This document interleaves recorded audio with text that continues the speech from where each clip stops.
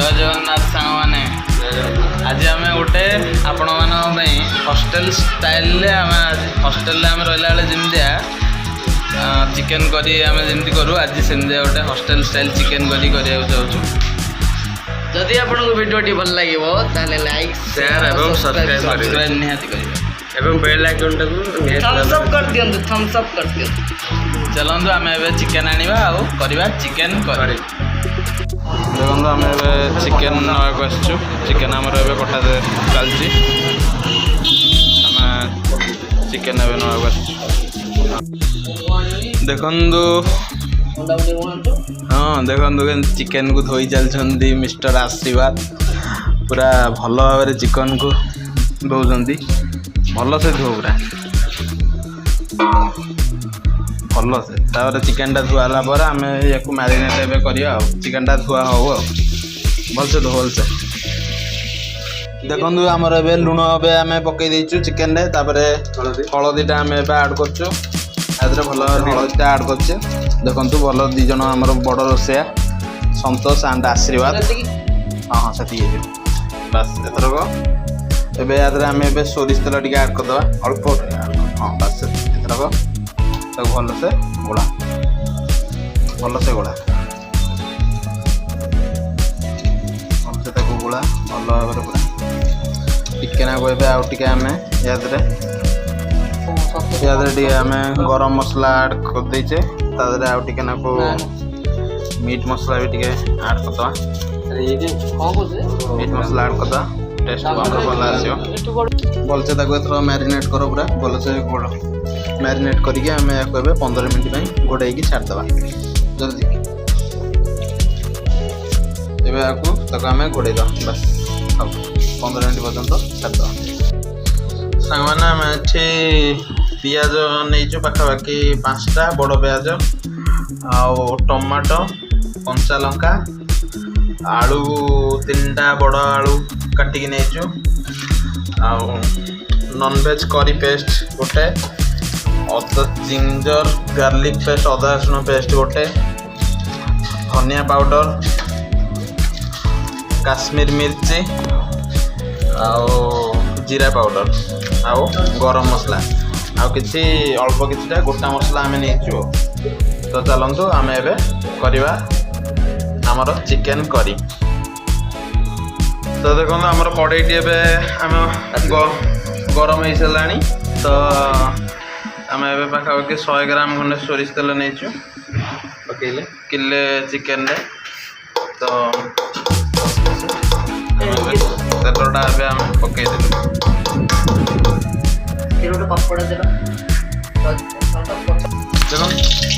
देखो आमर ए तेल गरम हो गला आम ए गोटा मसलाटा ऐड करदे संतोष टे पियाज दब ठीक अच्छे संतोष पियाज टा पकाए संतोष आमर ये आज रोसई कर देखु एमती खाली पियाज को पकड़ा कामटा दिखाई बहुत कष्ट देखु पियाज संतोष भल रोसई करते जापारती हाँ ये संतोष निजे देखु पियाज पियाज को आम भल भाव गोलेवा आउ फ्राए करवा पियाज जमी रेड कलर आसा जाए आम फ्राए कर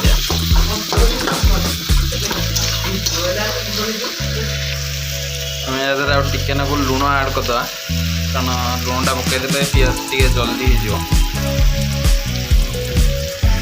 भलसे गोलेवा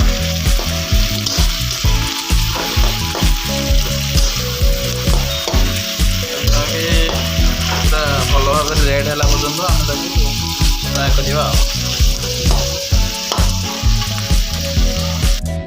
तो सांग मैंने आम देखु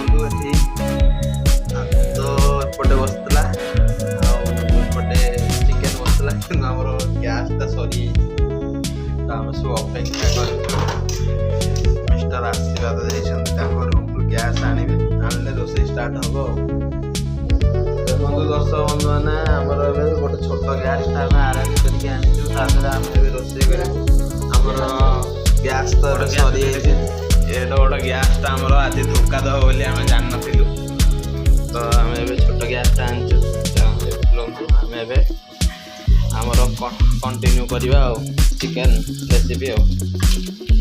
ଦେଖନ୍ତୁ ଆମର ଏବେ ପିଆଜଟା କେମିତି ରେଡ୍ ଅଲରେଡ଼ି ହେଇଗଲାଣି। ୟା ଦେହରେ ଏବେ ଆମେ ଅଦା ରସୁଣ ପେଷ୍ଟଟା ପକାଇଦେବା।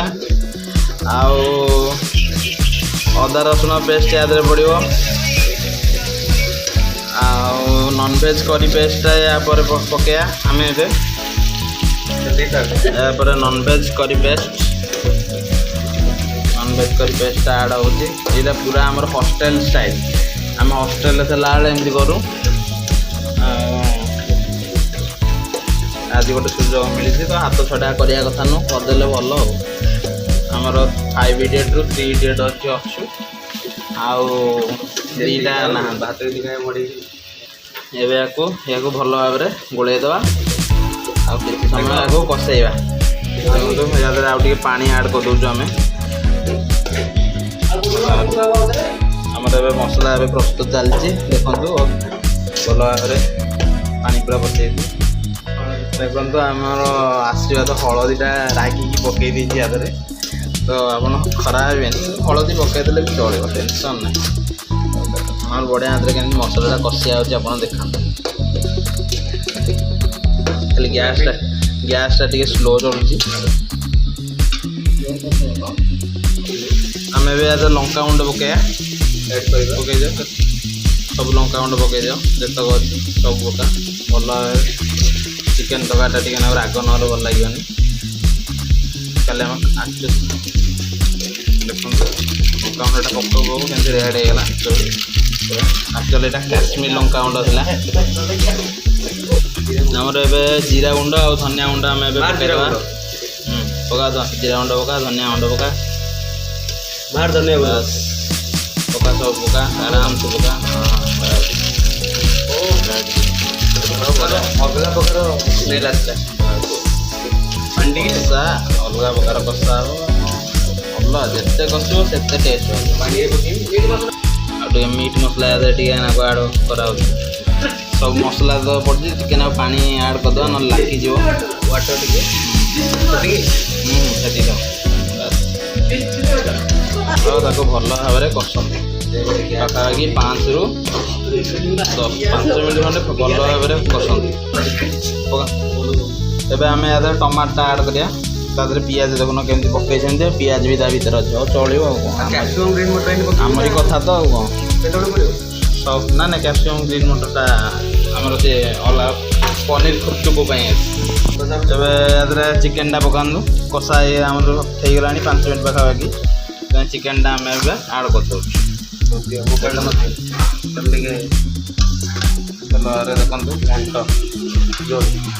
କଷା ହେଉଛି ଚିକେନ୍।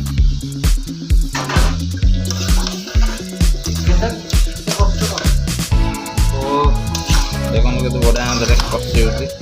ତା ଦେହରୁ ପାଣି ବାହାରନି, ପାଣିଟା ବାହାରିଲା ଆହୁରି ଦେଖାଯିବ।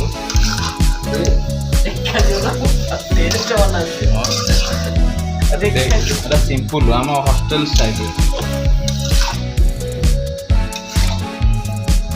ଆମର ଯେତେକ ବଳକା ମିଟ୍ ମସଲା ଟିକେ ଆଡ଼୍ ହେବ। ସବୁ ଠିକ୍ ଅଛି।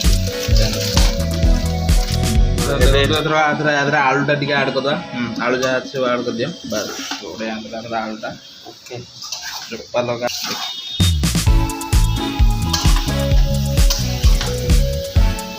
କେମିତି କଷା ହେଇଛି ଦେଖନ୍ତୁ। କଷାଟା ହେଉଛି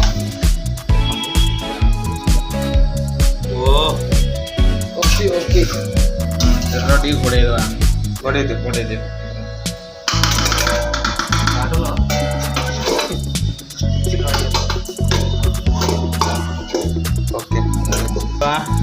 ଏବେ କେତେ ଟଙ୍କା ହେଲାଣି ପାଣି?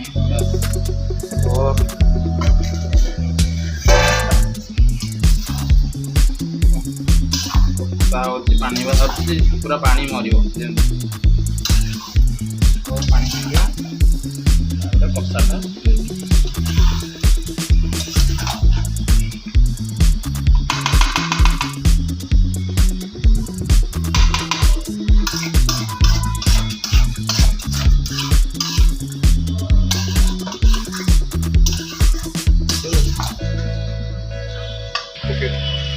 ଦେଖନ୍ତୁ ଏବେ ଆମର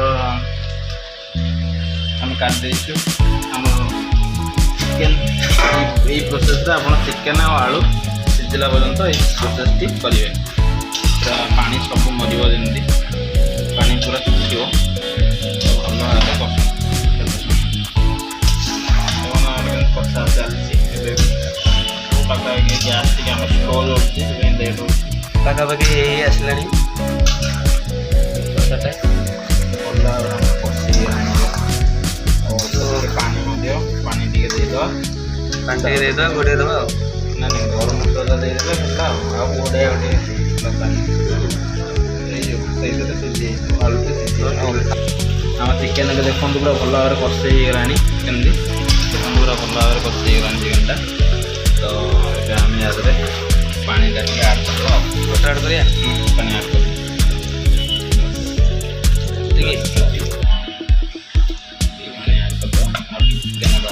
ଆଳୁଟା ସିଝିବ, ପାଣିଟାକୁ ଆଡ଼୍ କରିକି ୟାକୁ ଫୁଟିବାକୁ ଆମେ ଏବେ ଛାଡ଼ିଦେବା। ଏବେ ୟାକୁ ଫୁଟିବାକୁ ପାଖାପାଖି 5 ମିନିଟ୍ ଛାଡ଼ିଦେବା। ତାପରେ ଆମର ଚିକେନ୍ କରି ରେଡ଼ି। ଆମର ଏବେ ହେଇଗଲାଣି ଚିକେନ୍। ଗରମ ମସଲା ପକାଇଦେବା। ହେଇଗଲାଣି, ଏଥର ଗରମ ମସଲାଟା ଆମେ ଏଥର ଆଡ଼୍ କରିଦେବା। ଓକେ, ଏତିକି ଥାଉ। ଏଥର ଆମେ ଗ୍ୟାସ୍ଟାକୁ ଅଫ୍ କରିଦେବା। ଆମର ଚିକେନ୍ କରି ହଷ୍ଟେଲ ଷ୍ଟାଇଲ୍ ଚିକେନ୍ କରି ଏବେ ବର୍ତ୍ତମାନ ହେଇଗଲା। ଦେଖନ୍ତୁ ଆମେ ଏବେ ଖାଇବାକୁ ବସିଛୁ। କେମିତି ଲାଗୁଛି? मजा आ गया।